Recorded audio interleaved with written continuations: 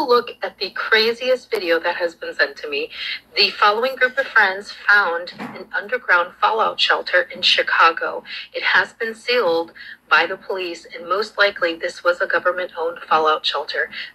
They go in and explore. They find a theater, a gym, even a bank vault. Take a look at this video and tell me what you think.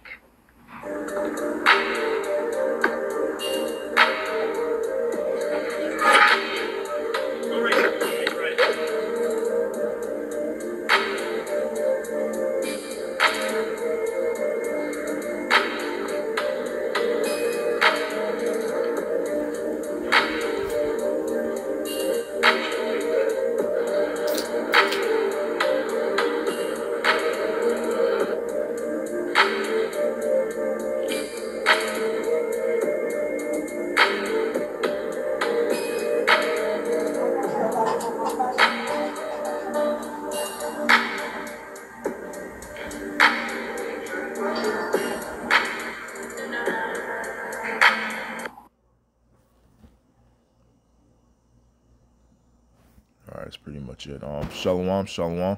First and foremost, I want to give all praises, honor, and glory to Yahweh, Bahashem, Yahweh Shai, Bahashem Rakakwadash.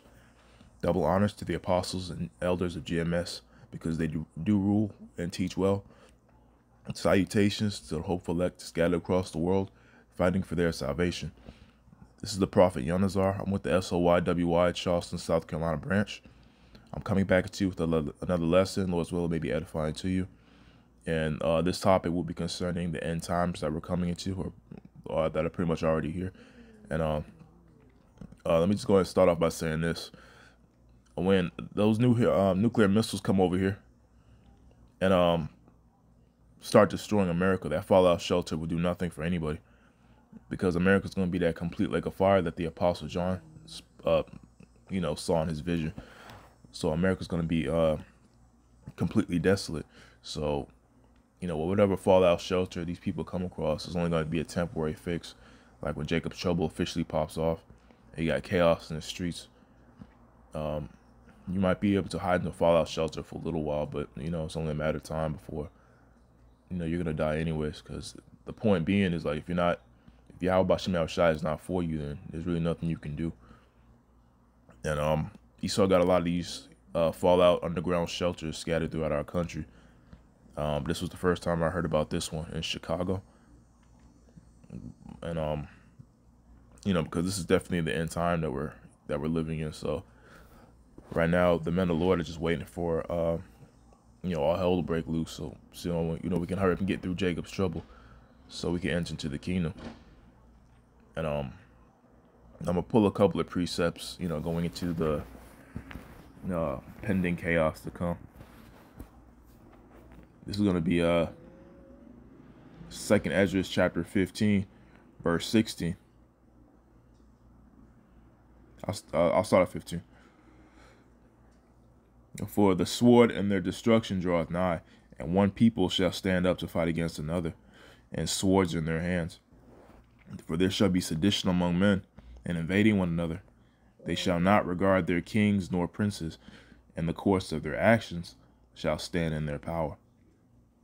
A man shall desire to go into a city, and shall not be able to, because of all the chaos taking place.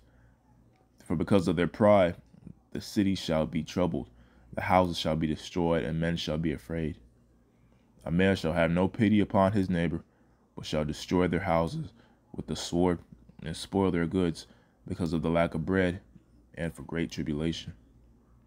And like I said, Esau got a lot of these fallout shelters underground and whatnot, and a lot of them are going to be used during these last days when you got complete chaos in the streets and whatnot. You're gonna, if you're a man of the Lord can put the spirit on you to actually find one of these underground shelters, and maybe you can hide out for a couple of days, whatever the case may be, and before you have to move on again, because the scriptures do talk about us having to be pilgrims on earth during these last days. So who's to say the Lord won't allow you to come across underground shelter like this, just so you can have a place to, at least, relax for a little while or something. This is in Chicago, but I'm not sure where any other fallout shelters would be located.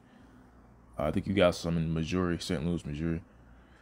I don't think we have any here in South Carolina, not to my knowledge, but man's goings of the Lord, so we just put our faith and trust in Yahweh Shema Shai to, guide us, keep us protected during these last days. And tomorrow is October 4th, the day that everybody's been talking about, and the day of all the rumors have been about. That it's probably wise if you probably take your cell phone, like maybe put it in your closet or, in your car or something like that around, I want to say 2 o'clock. And just don't touch your cell phone for like a couple of hours, because there's supposed to be a really, really large frequency going out to everybody's cell phones and electronics in general, I think. And that's supposed to take place around, I think, 2:22 p.m. tomorrow. So, yeah, a lot of stuff is definitely coming down the pipe. But I did want to get this precept. This is one of my favorites, going into Isaiah. And this is chapter 3, verse 6. And it says, "And wisdom and knowledge shall be the stability of thy times, and strength of salvation. The fear of the Lord is his treasure." So we really have nothing to be scared of. We focus on fearing Yahweh Shema Shai, and that's who you should fear. Don't fear these individual situations that you could, possibly run into, because, when your back's up against the wall, the Lord will take care of you. He'll lift up a standard. He'll send you an angel. He'll do what it takes to get you out of that situation. And that in the future, that'll be your testimony. And yeah, because right now, it's getting pretty bad out here too, and a lot of these migrants are still coming across the borders too. Yeah, so, and Esau's even been giving some of the Hispanics that have come across the border. Esau's been giving them like police officer positions and whatnot. So when all hell breaks loose here in America, a lot of these police officers, they're not going to be American citizens. So they're not going to handle Jake the same way. They're not going to be as merciful. Not that the police in this country are merciful towards us anyways, but you know what I mean. It's going to be worse because, these are not American citizens. These are migrants coming from different parts of the world. So, you got a lot of stuff coming down the pipe for this place, and it's just going to be utterly chaos. But yeah, that was pretty much the lesson. Lord's will, I'll come back with another one. But until next time, I want to say, Call Halayim La, Yahweh, Bahashim Yahweh Shai, Bahashim Mekakadash, Shalom.